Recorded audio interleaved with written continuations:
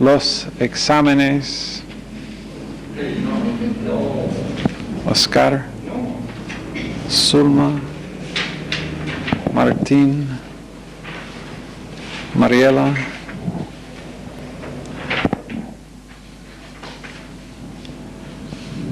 ¿Puedes dar esto también a tu hermana?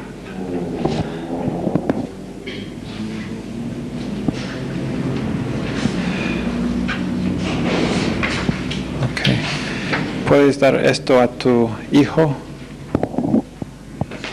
Aquí el otro hijo. Ok.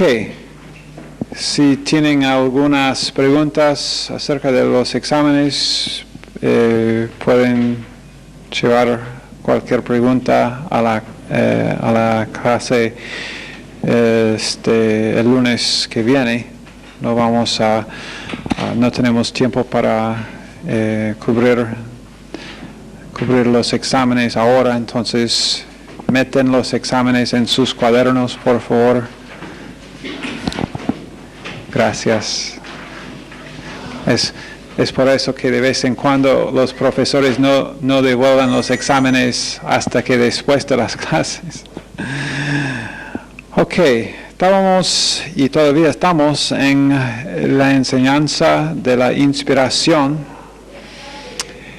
Y habíamos dicho que nosotros hay 4 palabras que describen inspiración que nosotros usamos antes: verbal, plenaria, inerrante y también infalible. Y estamos ahora en el asunto de la inerrancia. Y inerrancia significa ¿qué? Sin error. La Biblia dice la verdad sin error. ¿Tiene la Biblia algo que decir sobre todos los asuntos posibles? Esa fue una pregunta. ¿A ustedes? Sí. ¿Tiene la Biblia? Karen, ¿puedes responder tú? Ajá. Una persona prestando atención. Muy bien. ¿Tiene la Biblia algo que decir acerca de todos los asuntos posibles?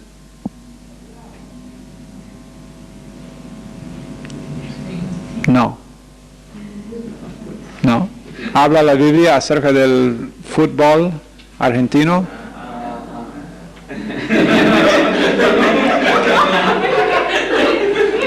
Oh, bueno, en este caso no. No, la Biblia no habla, no dice algo acerca de todos los asuntos posibles, obviamente. Pero cuando la Biblia dice algo, lo que dice es la verdad. La Biblia no intenta ser un libro, por ejemplo, un libro de ciencia. La Biblia no intenta ser un libro de ciencia, pero cuando la Biblia toca la ciencia, la Biblia dice la verdad. La Biblia no intenta ser un libro de arqueología, gracias. La Biblia no intenta ser un libro de arqueología, pero cuando la Biblia dice algo acerca de la arqueología, dice la verdad. No es un libro exhaustivo sobre cualquier asunto de la arqueología, pero cuando dice algo que trata con la arqueología, dice la verdad sin error. ¿Ok? Hablamos después, nosotros estábamos hablando acerca de deducción, razonamiento deductivo y razonamiento inductivo, y también expresamos la diferencia entre razonamiento inductivo y razonamiento deductivo. El deductivo no contiene más información que la suma de las premisas dadas, y el razonamiento inductivo sí contiene más información que la suma de todas las premisas dadas. Y dijimos que cuando nosotros estudiamos la palabra de Dios, que realmente usamos los dos razonamientos. Usamos razonamiento inductivo y también usamos razonamiento deductivo. Cuando nosotros, una pregunta, si yo digo, bueno, acá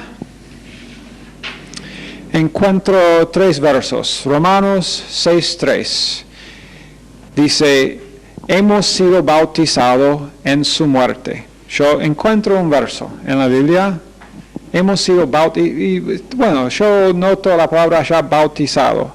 Después yo noto en 1 Corintios 12:13, por un solo espíritu fuimos todos bautizados en un cuerpo. Y en Gálatas 3:27 también yo veo que dice, habéis sido bautizados en Cristo. Y de esos 3 versos yo noto algo que en todo caso es que el bautismo está referido como pasado, como algo que ya pasó en un punto de tiempo. Si yo tal vez lo estudio en el griego y veo que en cada caso el tiempo del verbo es perfecto pasado, que significa algo que pasó en un momento de tiempo y tiene efectos que siguen hasta ahora. Y yo llego a una conclusión basado en esos 3 versos, que el bautismo del Espíritu Santo es un hecho que pasó a todos los creyentes en el momento de la salvación. Ahora, ¿es eso razonamiento deductivo o inductivo? Nadie quiere decir. Tienen un 50% oportunidad de estar correcto.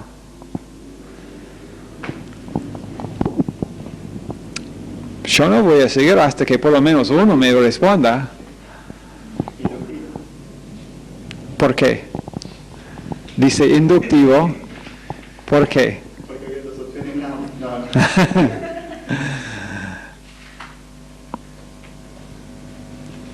¿Cuál era el ejemplo que dimos acerca de razonamiento inductivo? Cuando uno viaja a Miami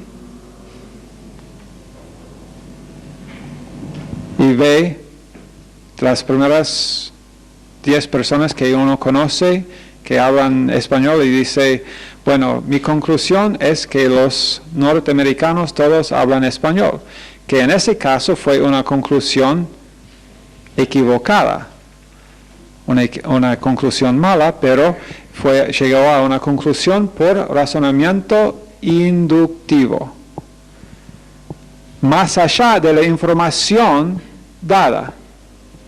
Entonces, porque no has conocido, si conociste 10 personas en Miami, ¿has conocido a cada persona en los Estados Unidos? No. Pero tu conclusión fue que en los Estados Unidos todos hablan español. La conclusión contenía más información de las cosas, de las premisas, porque habías conocido solamente 10 personas. Y aquí nosotros hemos visto 3 versos que tienen que ver con bautismo. El bautismo, aquí no está hablando del bautismo con agua, está hablando del bautismo por el Espíritu Santo o el bautismo del Espíritu Santo. No importa si uno dice por él o del Espíritu Santo, está hablando de la misma cosa, pero aquí vemos solamente 3 versos y llegamos a una conclusión. Si vemos estos 3 versos, vamos a llegar a la conclusión de que el bautismo del Espíritu Santo es un hecho que pasa en un momento de tiempo cuando la persona recibe a Cristo.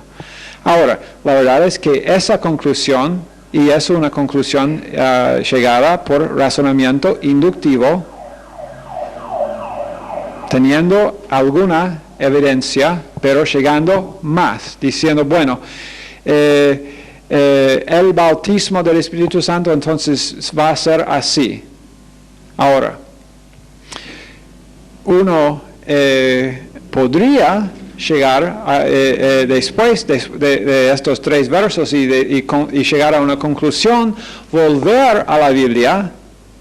¿Para qué? Para añadir más versos a su categoría de doctrina y añadir más y más y más versos y realmente lo que vas a hacer en ese entonces es descubrir más y más y más que mi conclusión era una conclusión correcta en este caso. En otro caso, digamos, el caso de uno lee Filipenses 3:4, el apóstol Pablo dice Filipenses 3:4, yo tengo también de qué confiar en la carne. Después lee Santiago 2:21. ¿No fue justificado por las obras Abraham, nuestro padre, cuando ofreció a su hijo Isaac sobre el altar? Después lee Deuteronomio 38. Oirás la voz de Jehová y pondrás por obra todos sus mandamientos que yo te ordeno hoy. Uno lee esos 3 versos y llega a la conclusión de que justificación viene por obras. Mi conclusión, justificado por obras soy. Ahí yo usé versos, usé la Biblia, pero llegué a una conclusión incorrecta usando razonamiento inductivo, pero si yo sigo en el proceso, después entonces para ver, porque otra vez dijimos en la última clase, y yo quiero enfatizar esto, que es sano, es seguro para nosotros cuando usamos el proceso de volver a la palabra de Dios y dejar que dijimos, ¿cuál es el comentarista mejor sobre la Biblia? La Biblia misma. La Biblia misma es el mejor comentarista sobre la Biblia. Entonces volvemos a la Biblia para encontrar más ejemplos. Vamos ahora al razonamiento deductivo para ver más evidencia, para ver si nuestra conclusión fue correcta o no. Y en este caso, si leemos muchos versos, vamos a encontrar muchos versos, y si leemos el contexto de esos 3 versos también, que va a ser importante, como hemos dicho siempre, el leer los versos en su contexto es clave, pero leyendo más versos y teniendo más evidencia en nuestra categoría de doctrina, vamos a tener que decir, nuestra conclusión fue mala. Llegamos a una conclusión, así como la persona que aterrizó en Miami y encontró 10 personas en el aeropuerto o 100 personas en el aeropuerto que hablaban español, y decir, bueno, todos acá en Estados Unidos hablan español, una conclusión incorrecta. Acá también. Pero eso es la protección que tenemos en contra de tener o de llegar a conclusiones incorrectas. Y la verdad es que uno no debe tener sus convicciones muy firmes si no has leído y estudiado mucho en la palabra de Dios. Si tus convicciones no son establecidas sobre la palabra de Dios, tus convicciones deben ser muy inseguras. Ahora, estoy enseñando que debemos tener convicciones inseguras. No, en ninguna forma. Debemos tener convicciones muy fuertes, muy estables, pero la única forma de tener esas convicciones así fuertes y estables es estudiar y más y leer más y más versos en la palabra de Dios, para que nosotros podamos tener peso en nuestras almas para poder basar nuestras convicciones en algo más estable. No solamente, porque ya hemos visto en esos 3 versos en la doctrina de la confianza en la carne.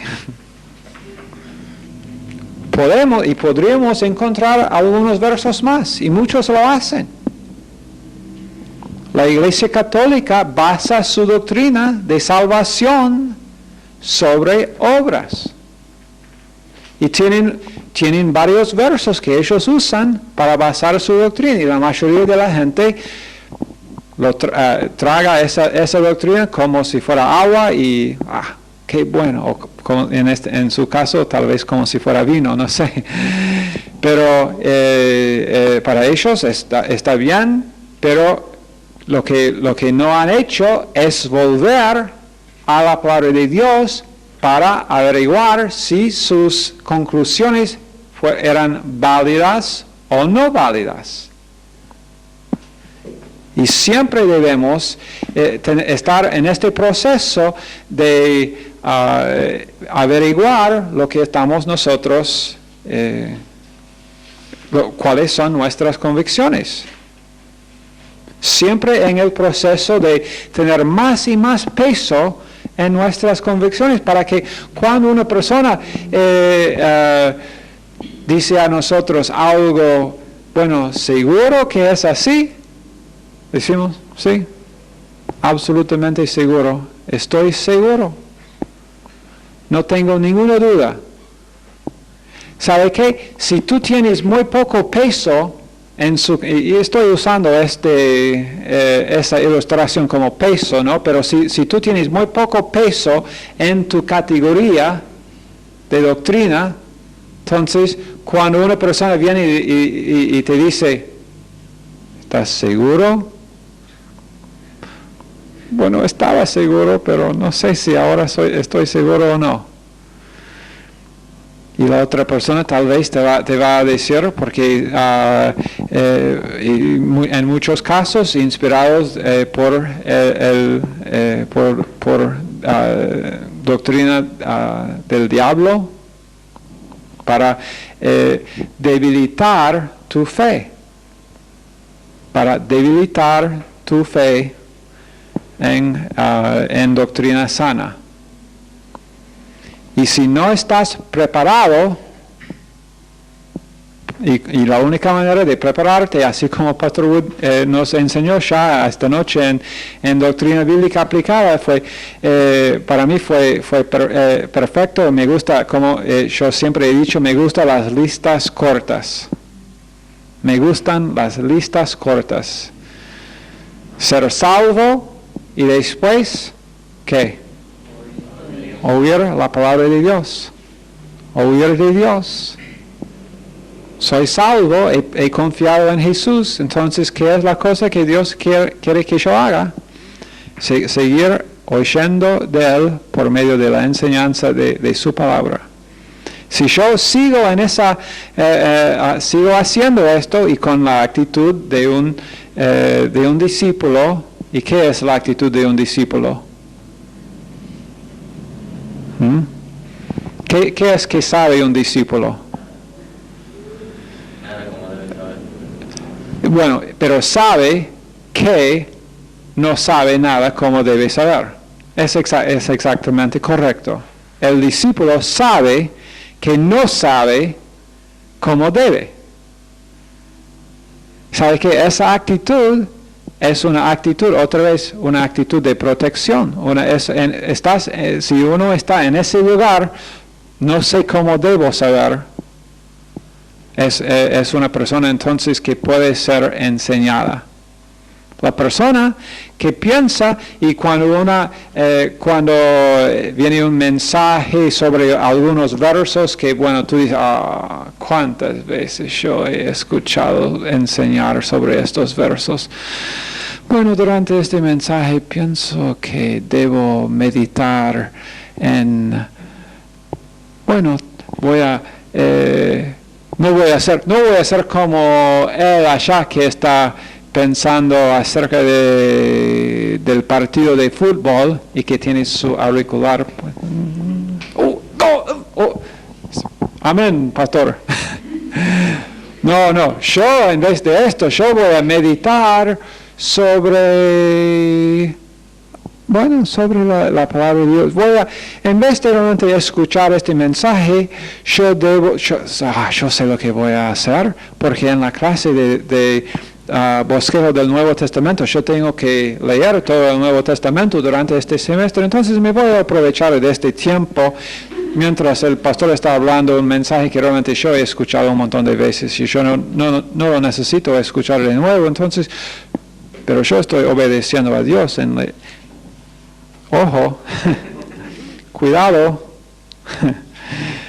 un discípulo sabe que no sabe nada como debe, entonces quiere ser enseñado. Ok, ahora, acerca del hecho de que la Biblia es sin errores. ¿Y qué dijimos acerca de la inerrancia? ¿Se aplica la inerrancia a las traducciones? ¿Se aplica la inerrancia a las traducciones que tenemos? ¿Son sin error las traducciones? No son sin errores. Hemos visto esto en Romanos 8.1, ¿no? Romanos 8.1 contiene, acá en la Reina Valera, contiene palabras, contiene alguna frase que no está en el original. Termina con, ahora pues ninguna condenación hay para los que están en Cristo Jesús, punto. Y la otra frase, los que no andan conforme a la carne, sino conforme al Espíritu, esa frase no está. Entonces tenemos un error acá en la traducción nuestra, que es una muy buena traducción, la Reina Valera, pero no es sin errores. Ahora, los manuscritos del hebreo, del griego, del arameo, que existen, son sin errores, absolutamente sin errores. No, tampoco. Son copias. La inerrancia completa, inerrancia aplica solamente a los escritos originales. ¿Ok?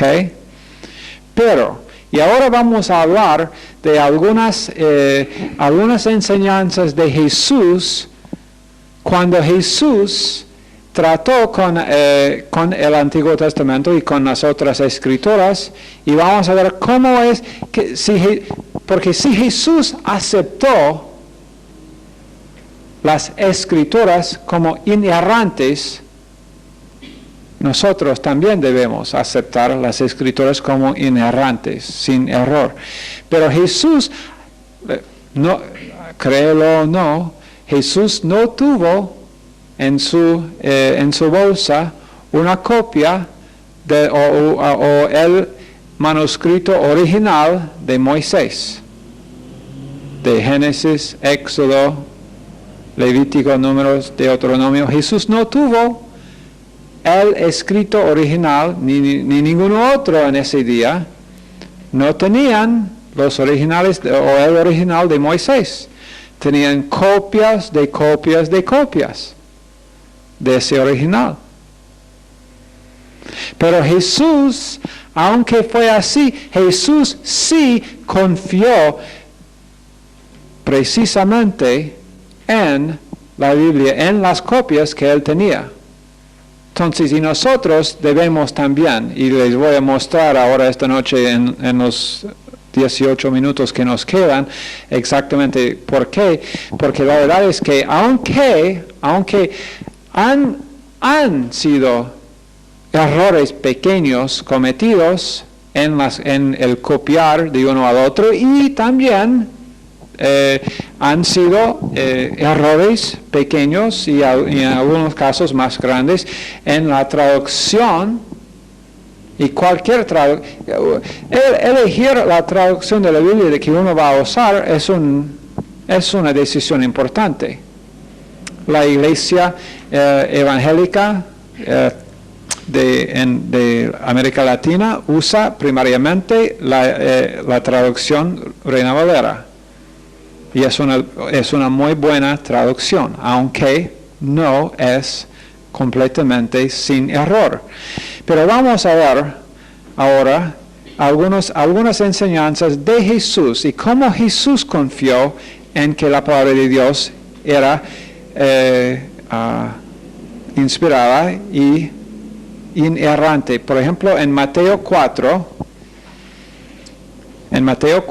y verso 4, Jesús dijo, el hombre vive por toda palabra que sale de la boca de Dios. Toda palabra, dice Jesucristo. Cuando Él dijo esto, Él estaba enseñando que Él aceptó la inspiración que toda palabra, que una de nuestras 4 palabras que usamos acerca de la inspiración.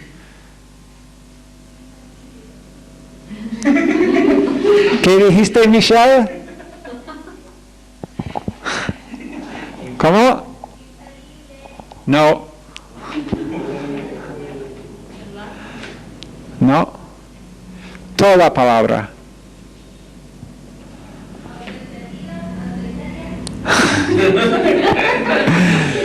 Plenaria. Inspiración plenaria. ¿Qué significa plenaria? Toda escritura es inspirada, no algunas, toda plenaria. Jesús aceptó inspiración plenaria. Pero también Jesús, cuando Él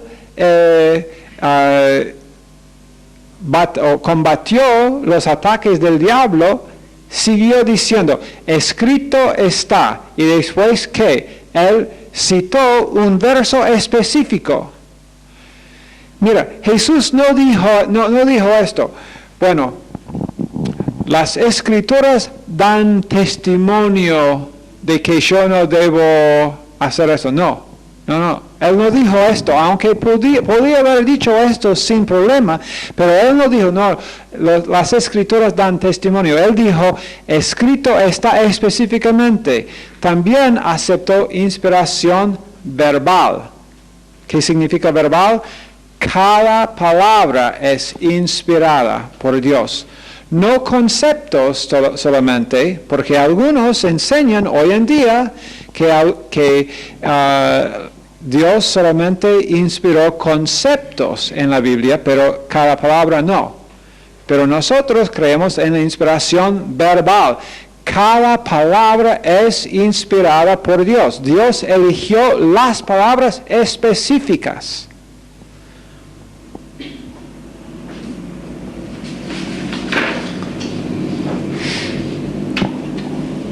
Después, en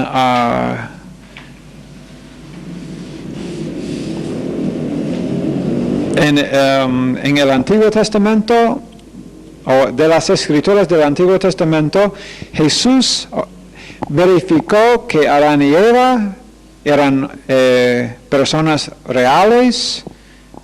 Jesús verificó los eventos conectados con el diluvio. No tienen que escribir esto todo está en tu libro también, en página 99, si los libros tuyos son igual con el mío, por lo menos. Él verificó los eventos conectados con el diluvio.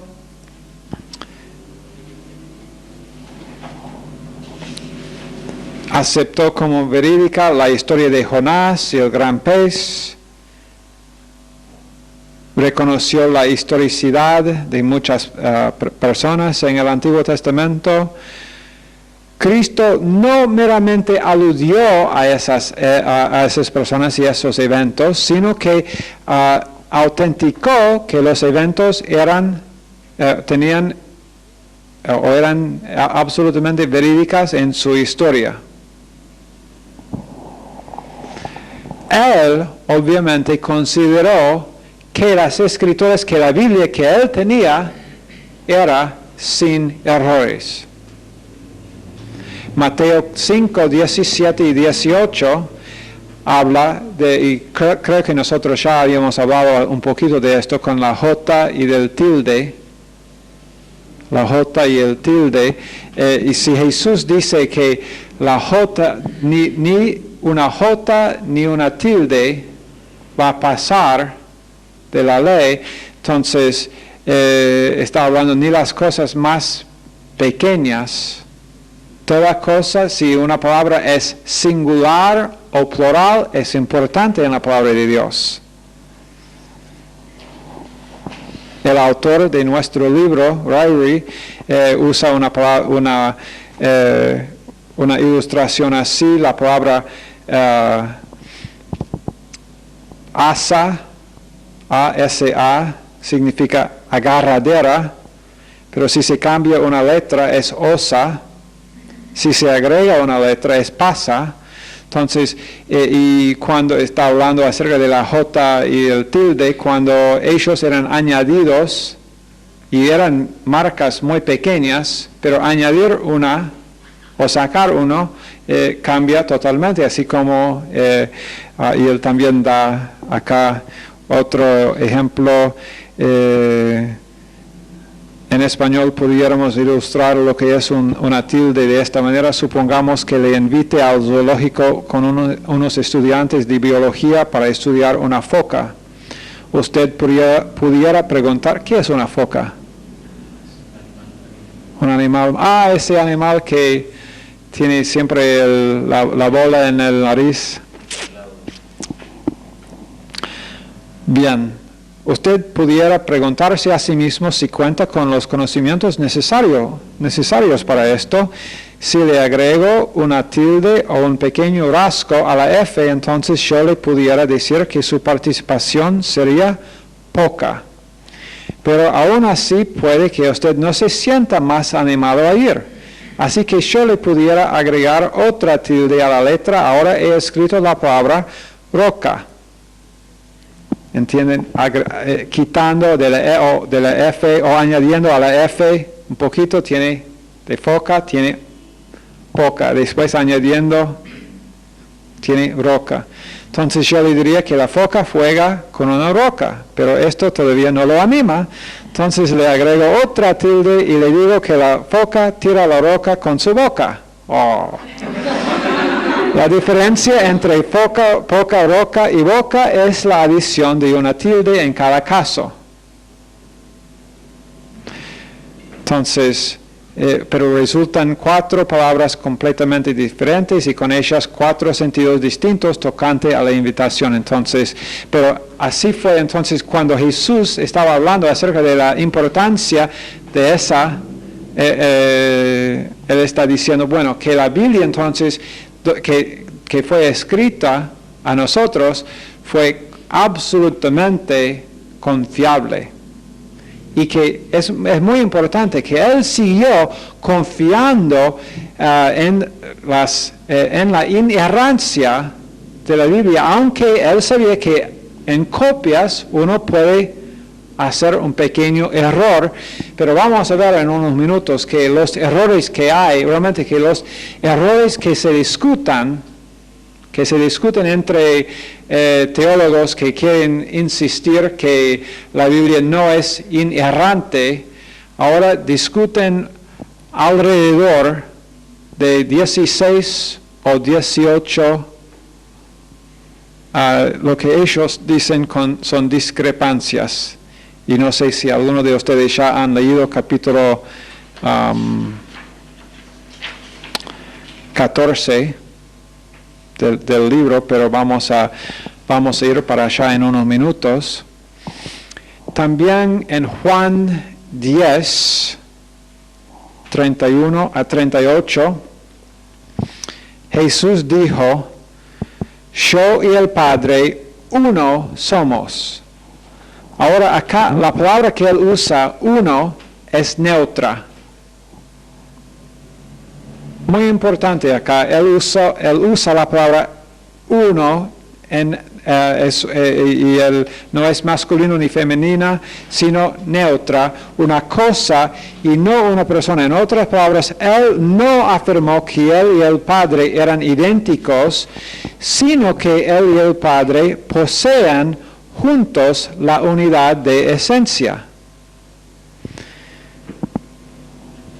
Muy importante que él escogió usar uno en el sentido neutra y no masculino.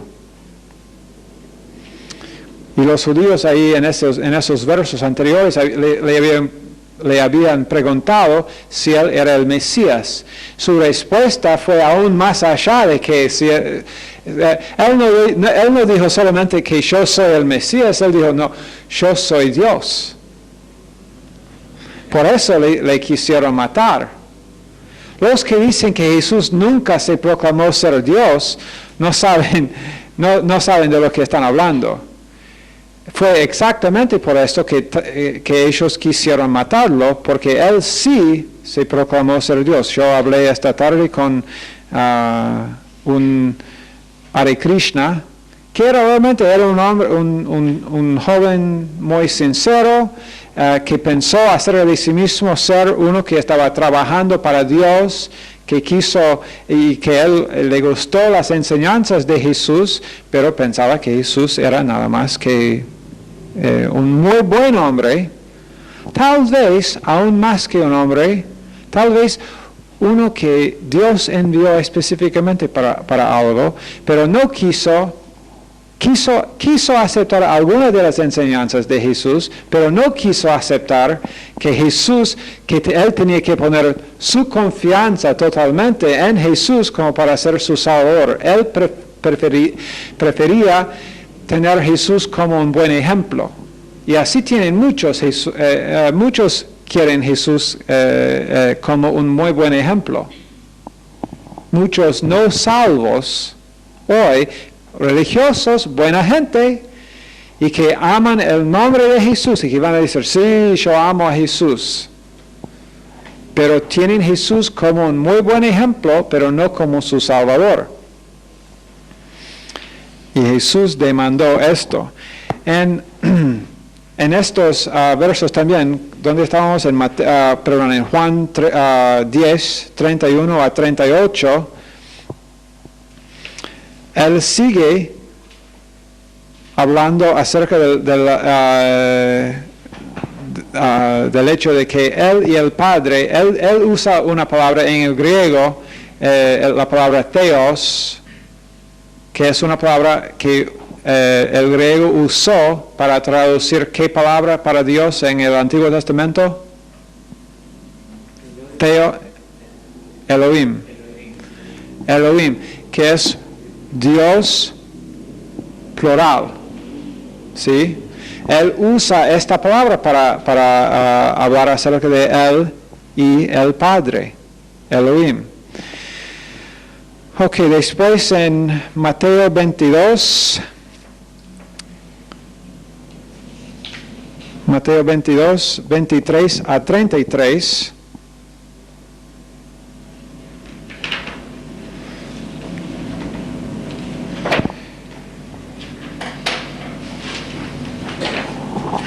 Jesús acá está teniendo un diálogo con los fariseos.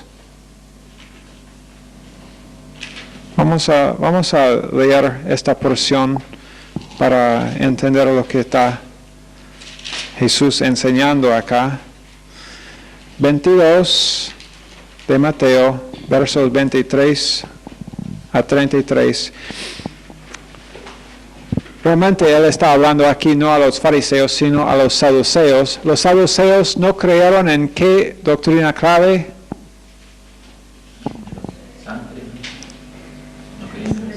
Resurrección. No creyeron ellos en la resurrección. aquel día dice, vinieron a él los saduceos que dicen que no hay resurrección y le preguntaron diciendo, Maestro, Moisés dijo, si alguno muriere sin hijos, su hermano se casará con su mujer y levantará descendencia a su hermano. Hubo pues entre nosotros 7 hermanos, y el primero se casó y murió, y no teniendo descendencia, dejó de su mujer a su hermano, de la misma manera también el segundo y el tercero hasta el séptimo, y después de todos murió también la mujer. Qué historia muy alegre. En la resurrección, pues, ¿de cuál de los 7 será ella mujer, ya que todos la tuvieron? Entonces respondiendo Jesús les dijo, erráis ignorando las Escrituras. Jesús tuvo confianza en la inerrancia de las Escrituras. Él dice, mira lo que él dice, y el poder de Dios, porque en la resurrección ni se casarán ni se darán en casamiento, sino serán como los ángeles de Dios en el cielo. Pero respecto a la resurrección de los muertos, ¿no habéis leído lo que os fue dicho por Dios cuando dijo, yo soy el Dios de Abraham, el Dios de Isaac y el Dios de Jacob? Dios no es Dios de muertos, sino de vivos. ¿Qué verso del Antiguo Testamento, en su tiempo, la Biblia, ¿no? Que las Escrituras fueron solamente el Antiguo Testamento en ese momento, pero qué verso para usar para combatir la doctrina de ellos de que no hay resurrección? ¿Quién hubiera pensado usar ese verso? Dios dice, yo soy el Dios cuando Dios habló a Moisés de la zarza, dice Dios, yo soy el Dios. Mira, los saduceos dicen, pero, usan esa ilustración para promulgar su doctrina de que no haya resurrección. Y Jesús cuenta el verso que él cita es Dios diciendo a Moisés, yo soy el Dios de Abraham, Dios de Isaac, Dios de Jacob.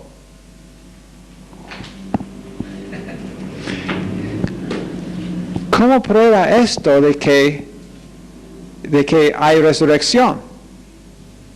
No hay la palabra resurrección allá, no dice nada de resurrección, pero Jesús se concentra en una cosa acá, en una cosa muy pequeña pero muy importante, porque el tiempo del verbo es yo soy. Su argumento acá no funciona si el tiempo es yo era. Su argumento no funciona. Menos que el nombre de Dios sea yo soy el Dios de Abraham. Entonces, si Dios podría decir en ese momento a Moisés acerca de Abraham, quien ha muerto hace muchos años, hace siglos, cuando vive, imagínelo, ahí está Dios hablando a Moisés acerca de Moisés, y Dios dice, yo soy el Dios de Moisés. No yo era el Dios de Moisés, yo soy el Dios de Moisés. Entonces Moisés tiene que estar vivo en ese momento.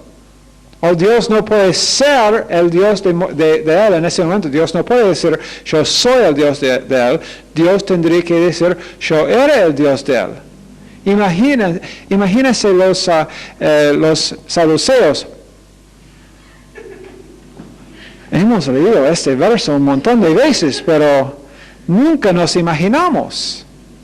Pero para nosotros, en nuestro estudio de la inerrancia de la Biblia, si ese había sido otro tiempo del verbo, no funciona. Jesús estaba diciendo que cada palabra es inspirada, el tiempo del verbo es inspirado, el singular o plural es inspirado, y es inerrante. Las implicaciones, uno podría leer estas 5 implicaciones en páginas 104 y 105 de su texto.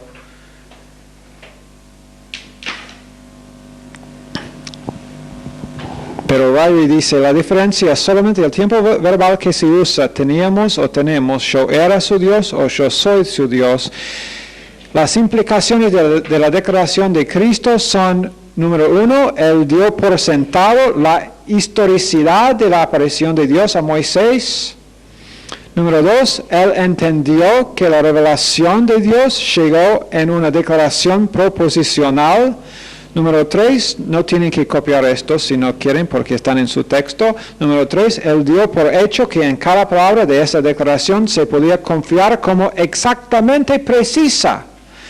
Número 4, Él dio por cierto que la verdad doctrinal tiene que basarse sobre la precisión histórica. La Biblia no puede ser imprecisa en asuntos históricos y precisa en doctrina. Tiene que ser precisa en todo. Él entendió, número 5, que uno podía aún usar pasajes improbables y confiar en la precisión de ellos.